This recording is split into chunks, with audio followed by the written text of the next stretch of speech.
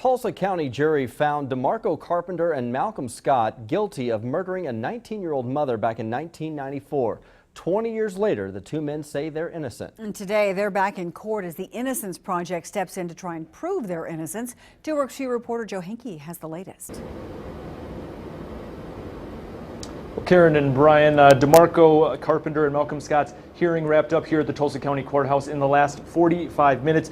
Inside the hearing today, both men claimed their innocence and they asked to be released from their life sentences following their conviction for that 1994 murder. Now, they're being assisted by the Oklahoma Innocence Project, which claims enough new evidence was presented in court today for both men to be released. Now, family was here at the courthouse today as well for both men. They say enough that they have been working for 10 years to see Scott and Carpenter released and recently reached out to the Oklahoma Innocence Project at the Oklahoma City University School of Law, which opened in 2011 as an affiliate of the National Innocence Project. But this case today, I'm told, is the first from the Oklahoma Innocence Project to reach a courtroom.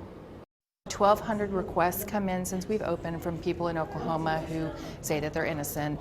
Of those, we've closed about 600 of those cases for either lack of evidence or, a variety of reasons. Now, after closing arguments today, Judge Sharon Holmes spoke. She said both sides presented very compelling and very intelligent arguments, and she needs to fully consider everything and reread everything presented. In the end, she said defense from both the lawyers for the defendants and the state should be back here on April 11th to hear her decision. She told the court, quote, "This decision is not something I can or should take lightly and won't take lightly. I'm dealing with people's lives." Now, when the judge comes back on April 13th, her ruling could come in several different forms. She could send Scott and Carpenter back to jail and say that they are still guilty. She could release them, exonerate them, and expunge their criminal records, or she could order a new trial here at the Tulsa County Courthouse. Right now, reporting live from the Tulsa County Courthouse, Joe Henke, 2 Works for You.